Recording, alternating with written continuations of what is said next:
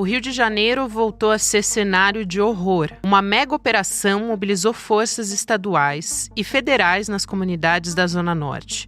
O governo estadual diz que o objetivo era combater o crime organizado. Mas nas ruas, o que se viu foram dias de tensão, escolas fechadas e moradores apavorados. E um dia que amanheceu com dezenas de corpos estendidos numa praça no Complexo da Penha. No total, a contabilidade já ultrapassa o massacre do Carandiru, quando 111 presos foram mortos. E o número oficial ainda pode aumentar.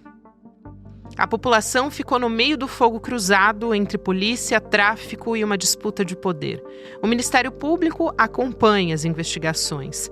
Organizações de direitos humanos cobram transparência e responsabilização. Enquanto isso, em Brasília, o governo federal mobilizou ministros para o Rio de Janeiro. A missão é avaliar a situação e entender o alcance político dessa operação. Nos bastidores, há uma leitura de que o movimento foi feito com claro cálculo eleitoral. Cláudio Castro tenta reafirmar a autoridade e ganhar protagonismo na segurança pública. A operação ganha um peso político num estado marcado pelo caos e pela violência. E mostra como a segurança virou, mais uma vez, o palco da disputa pelo poder. Uma disputa que culminou com a operação policial mais letal da nossa história. Quinta-feira, 30 de outubro de 2025.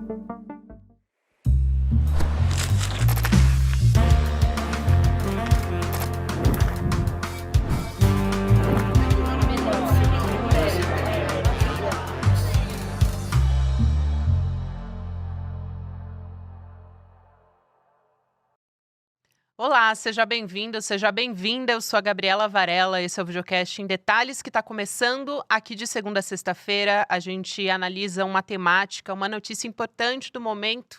Hoje eu vou conversar com o jornalista, editor-chefe também do portal do ICL Notícias, o Chico Alves. Aliás, estava com saudade de receber aqui, Chico, uma pena que seja para falar sobre um assunto que está deixando todos nós horrorizados, né? Mas bem-vindo, é um prazer te receber. Olá, Gabi, obrigado pelo convite. Estava com saudade mesmo de voltar a bater papo com você. Como você disse, pena que por um assunto tão trágico como esse, mas é preciso a gente esmiuçar bastante isso. Não pode deixar barato, né? A gente tem que analisar, detalhar para ver como é que a gente sai desse atoleiro da segurança pública brasileira. É isso, e de desconstruir também, muitas vezes essas narrativas que estão sendo colocadas como discursos institucionais. O Cláudio Castro, por exemplo, falou, enquanto a gente está conversando, esse assunto, essa história está tendo vários desdobramentos, então é importante dizer que a gente está avaliando a situação de momento. O Cláudio Castro, governador do Rio de Janeiro, disse que considera a operação um sucesso e que as vítimas são só os policiais que morreram. Eu não vou aqui, Chico, nem entrar naquela obviedade daquele debate de que bandido bom é bandido morto, que é um discurso muito atrelado à extrema-direita e ao senso comum. Me parece que aqui é óbvio dizer isso, mas tecnicamente é impossível avaliar quem são esses mortos, né? O perfil de cada um desses que foram mortos nessa chacina. E para que um governador de estado, inclusive, dê uma declaração como essa, né? Mas eu queria, Chico, partindo dessa frase do governador do Rio de Janeiro, que você descrevesse como que começou essa mega operação do Rio de Janeiro contra o Comando Vermelho. Inicialmente, o objetivo era esse, e que terminou em chacina, em massacre, e sem prender, por exemplo, o Doca, que é um chefe do Comando Vermelho muito importante. Já tem mais gente morta do que arma apreendida. Foi uma frase que o Igor Melo, nosso repórter também do ICL Notícias, observou muito bem. Então, eu queria partir daí, dessa descrição, a partir dessa frase do Cláudio Castro, institucionalizando o discurso de morte. Bom, Gabi, segundo a própria Secretaria de Segurança, segundo o próprio governador, essa mega operação, né, gigantesca, começou a ser planejada há um ano. E foram gastos vários dias para se operacionalizada. Na verdade, a investigação começou há um ano e o planejamento da operação demandou vários dias e tal, e foi um contingente gigantesco, né? 2.500 policiais numa área tudo bem, é um complexo, mas é uma área muito determinada da cidade.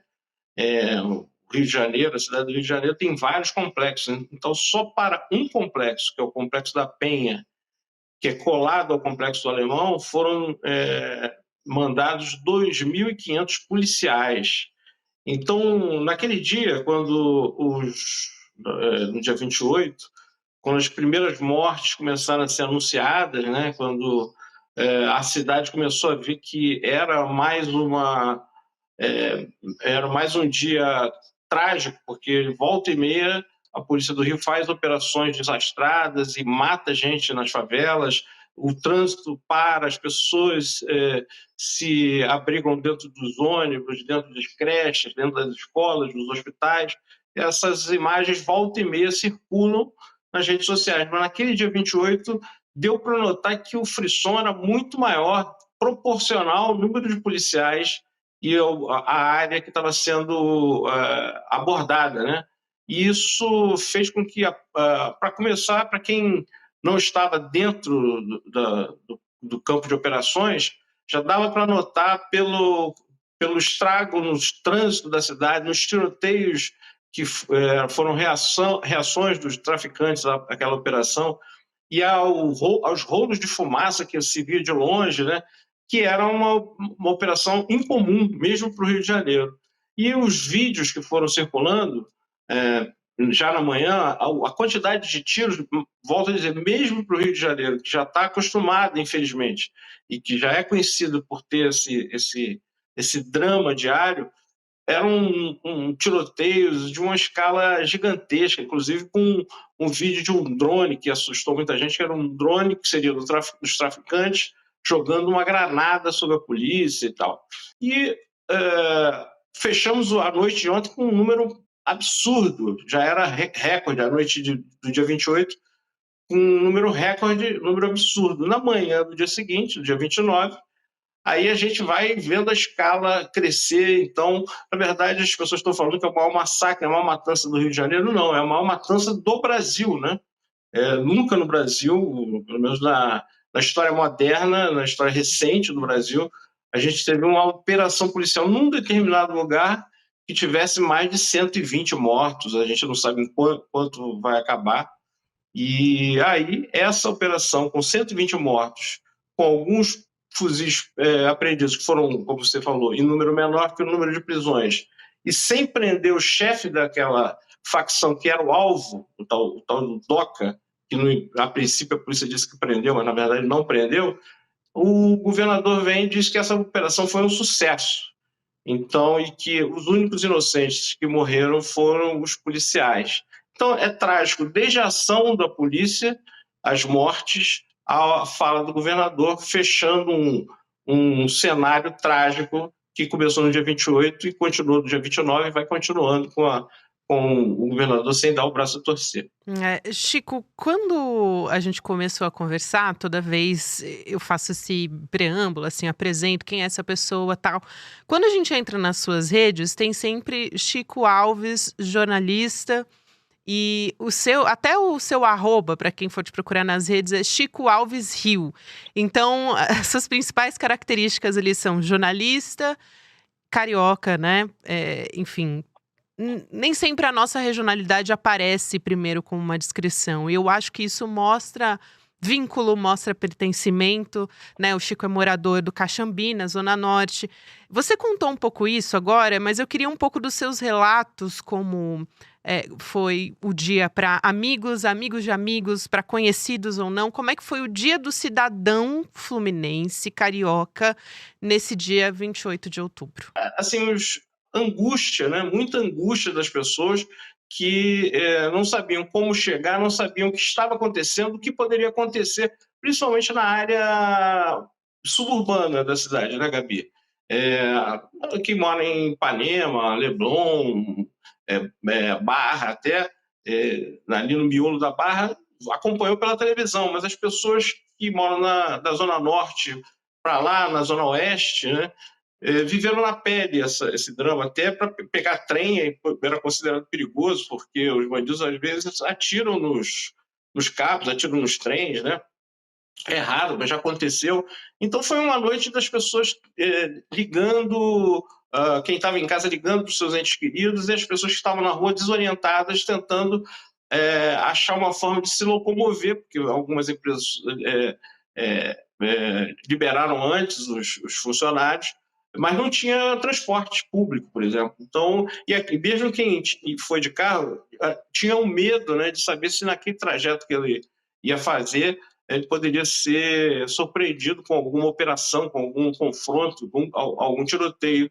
E no dia seguinte, também, muitas atividades, no dia 29, muitas atividades foram suspensas, universidades, escolas, atividades que não eram, que podiam ser adiadas, foram adiadas, apesar do prefeito Eduardo Paes aparecer, dizendo que está tudo tranquilo, está tudo bem, mas os transportes estavam mais vazios, por isso, porque muitas atividades foram adiadas à espera dessa observação do dia seguinte para ver se realmente as pessoas podiam voltar a circular. Agora, eu vi que alguns colegas inadequadamente disseram não, no dia seguinte agora a cidade volta à paz.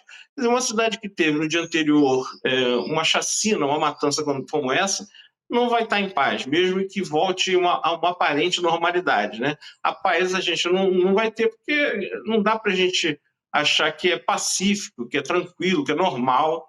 A gente está num território onde as autoridades, o Estado, mata tanta gente e fica tudo por isso mesmo, a vida segue e nada mais enérgico sobre esses governantes acontece. E amanhecer com essa imagem de corpos estendidos na praça ali no Complexo da Penha. Isso não pode ser normal, não pode ser naturalizado, né, Chico? Eu até vou perguntar para você a respeito do governo federal, mas para a gente analisar aqui por partes, né, para a gente ir desconstruindo por partes esse discurso do Cláudio Castro, eu quero falar dessa politização e das idas e vindas que ele teve durante esse processo, desde que a mega operação começou. Ele diz não querer politizar a pauta, mas tudo que ele está fazendo é politizar, na verdade. Ele convocou uma comitiva de governadores de direita para falar a respeito disso. No início, ele começou ali com uma postura querendo cantar de galo, né? Só que aí teve uma repercussão negativa e ele deu uma recuada. À tarde até conversou com a ministra Gleisi Hoffmann, muitas informações de bastidores a respeito disso. A Heloísa Vilela trouxe isso aqui no ICL também, de que não era bem aquilo, aquela afirmação de que o governo federal, o governo do Rio não teve apoio do governo federal. Ele se arrependeu em partes daquilo que ele tinha dito, só que depois ele, no dia seguinte, veio novamente com um discurso muito inflamado, né? Porque ele viu que ele tinha apoio da direita e da extrema-direita para seguir com aquilo. E também teve aquela frase asquerosa que a gente já conversou por aqui. Como é que você analisa isso, pensando que o Cláudio Castro ele tem um interesse eleitoral para o ano que vem, 2026, para conseguir um posto também como senador no Congresso Nacional?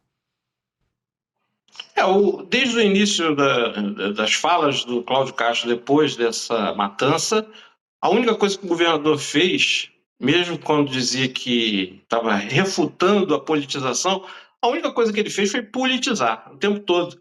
Porque quando você faz uma operação de segurança pública e grande, mobiliza 2.500 policiais, na verdade você tem que falar disso, saber se avaliar se a população ficou mais segura depois dessa operação.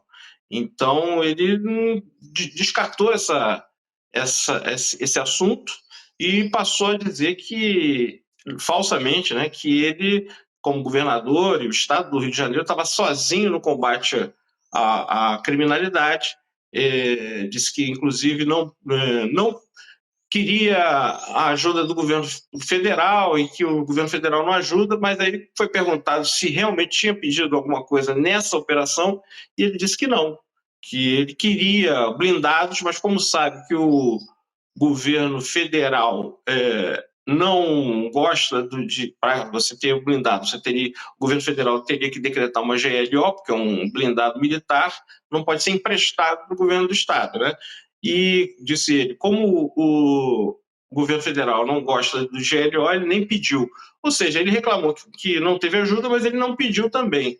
E ele fala em integração, que é necessária uma integração. Aí perguntaram para ele, mas o que o senhor queria nessa operação? Ele queria blindados. Ou seja, ele não quer a integração real, ele não quer dividir a informação, ele não quer que a Polícia Federal tenha a liberdade de agir e investigar o crime. Ele quer que o governo dê para ele com os blindados. Então, isso é integração, né?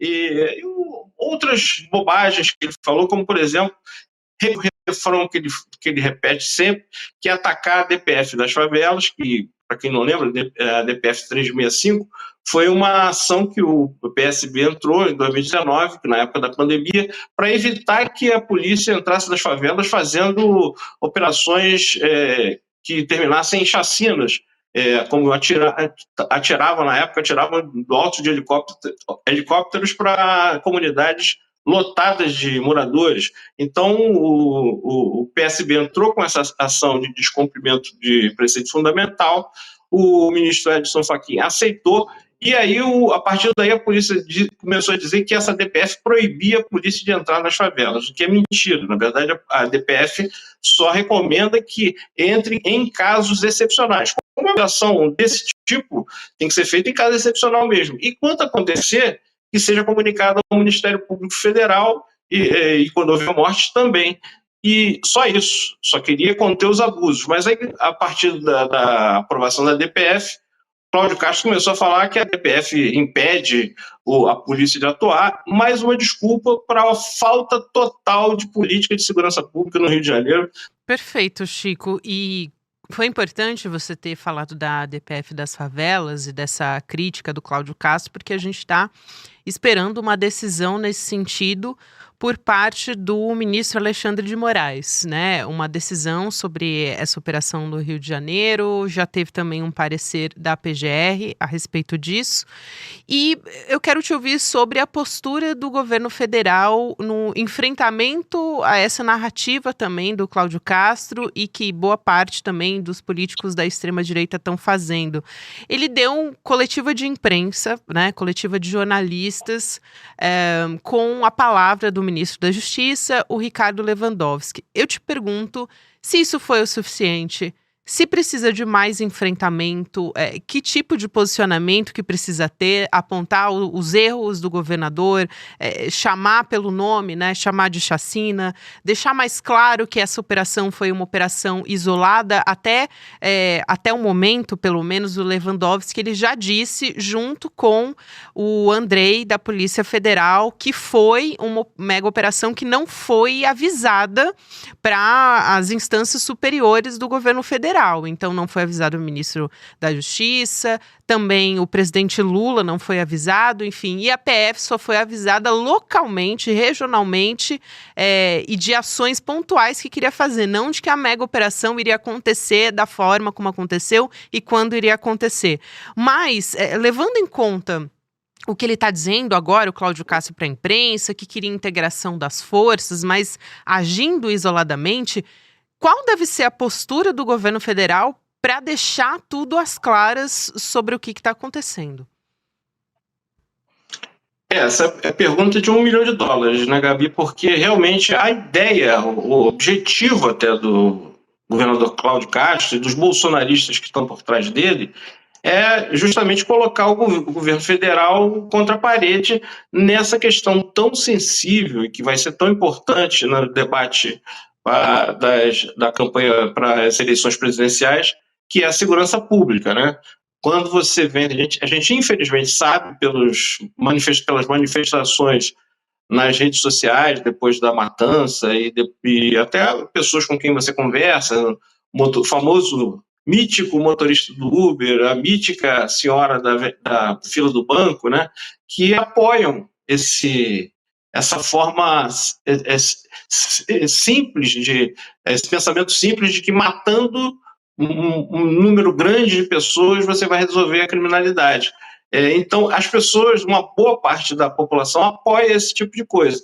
É baseado nisso, se valendo disso, que o governador Cláudio Castro fez a operação e depois veio bater no governo federal.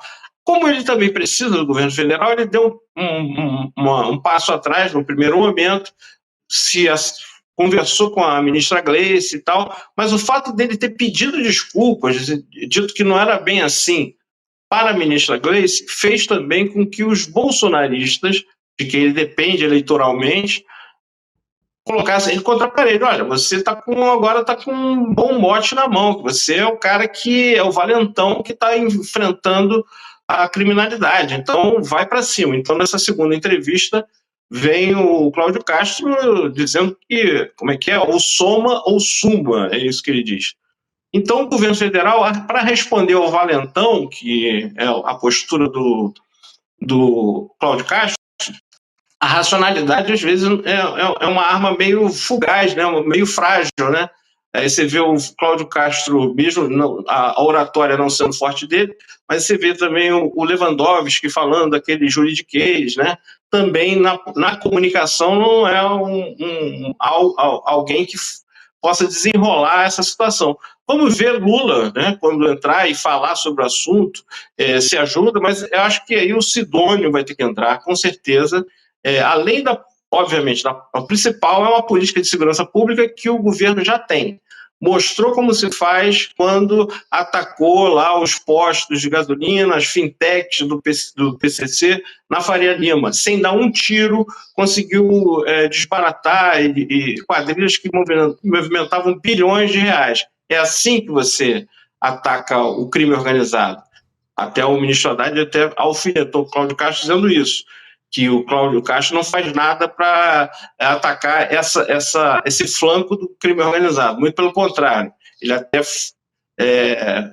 faz um esforço para tentar liberar, por exemplo, a Refit, que é uma empresa suspeita de ter algumas ligações estranhas.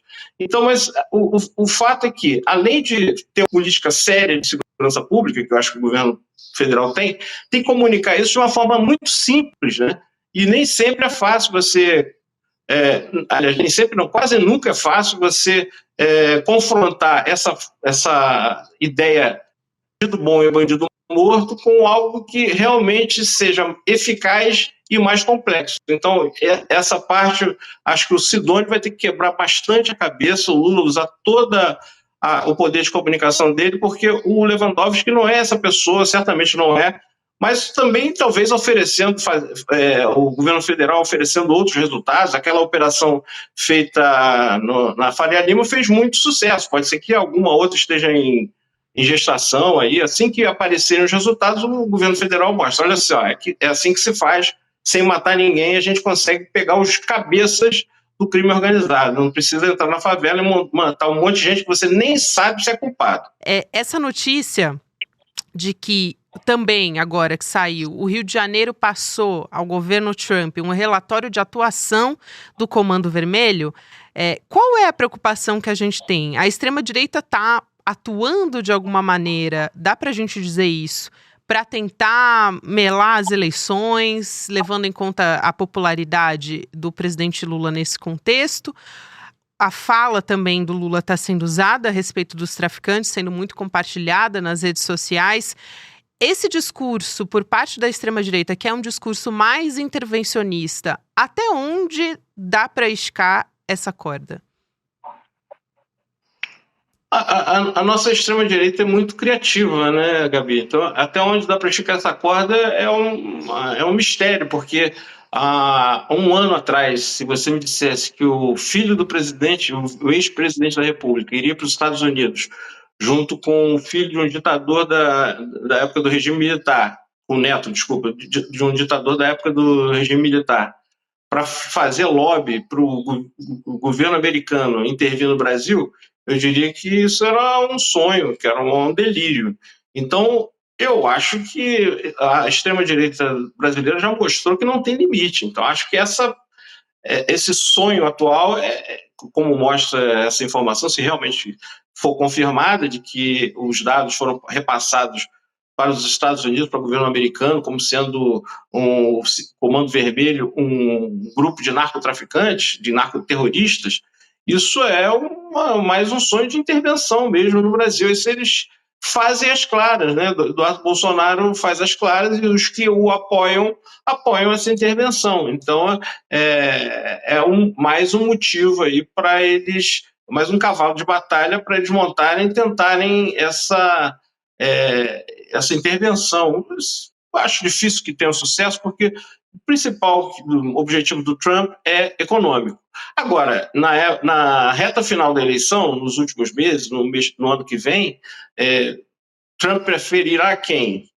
Lula ou Tarcísio, ou outro candidato da direita? Obviamente que Lula não será o preferido, por mais que eles estejam com química e petroquímica agora, o presidente Trump não tem uma afinidade ideológica com Lula e vai certamente, o que ele puder, ele vai fazer para tentar forçar a barra nas eleições, assim como fez nas eleições argentinas, fazer aqui nas eleições brasileiras. Mas a gente só vai ter que ver até onde o delírio dessa gente vai ser capaz de ir. Agora, o mais triste disso, Gabi, o complicador disso tudo, é o apoio irracional de uma parte da população à morte das pessoas, a esse tipo de política de segurança pública que transforma um problema social depois num problema criminal e agora está querendo transformar o crime organizado em terrorismo, quer dizer, confundindo completamente os conceitos, né? É porque a população do Rio de Janeiro está muito exausta, né? Porque depois de sequentes governos de direita ou centro-direita, né? Vamos frisar isso, sem dar qualquer solução para o problema da segurança pública, as pessoas estão desesperançadas, estão querendo qualquer solução que apareça aí no ar, e eles acham que pode dar conta do recado, eles vão atrás. Então, a morte é um elemento que está na mesa para ser trocado por votos, infelizmente. Essa quantidade de mortes que a polícia produziu, a operação policial produziu no Complexo da Penha e no Complexo do Alemão, é entregue pelo governador Cláudio Castro na esperança de receber votos em troca. Então, quando a gente chega num ponto desse, em que a vida humana serve de moeda de troca eleitoral, a gente está num quadro muito complicado. Para restabelecer a racionalidade é trabalhoso, mas a gente vai tentar. Muito, Chico, e eu quero muito agradecer a sua presença aqui para a gente tentar ter um pouco de sobriedade no meio desse caos, né? Dessa barbárie que está tentando ser colocada como algo institucional. Então a gente precisa separar muito bem o joio do trigo. Obrigada, meu amigo. É sempre um prazer te receber aqui. Obrigado você, Gabi. Pena que esse assunto, como você falou no começo, a gente tenha falado desse assunto tão barra pesada, mas vamos destrinchar esse assunto e vamos ver se a gente acha uma luz no fim desse túnel escuro aí, porque não está fácil. Não tá mesmo. Vamos adiante, meu amigo. Obrigada. Obrigada também você que me acompanha até aqui. Nessa quinta-feira a gente tem aula com o professor Gessé Souza, A Ilusão Capitalista. Se você ainda não se inscreveu para acompanhar essa aula, vale a pena, vai em detalhesicl.com.br para garantir a sua vaga. Vai ser nesse 30 de outubro, quinta-feira, 8 horas da noite. E você pode acompanhar a aula do professor Gessé, nosso sociólogo e nosso professor aqui também, muito querido. Agora você fica com o Mercado Investimentos, depois tem o Rolê ICL e o Em Detalhes você pode ouvir também em qualquer momento do seu dia nas plataformas de áudio. Em breve a gente vem aqui com um episódio novo. Até a próxima. É hoje. Chegou a hora de encarar a realidade, pessoal. Às 20 horas estarei ao vivo com a aula online A Grande Mentira do Capitalismo. Não perca. Vai ser histórico. Don't waste my time. Na loja Sou ICL você encontra camisetas, canecas, mochilas e bonés que carregam ideias.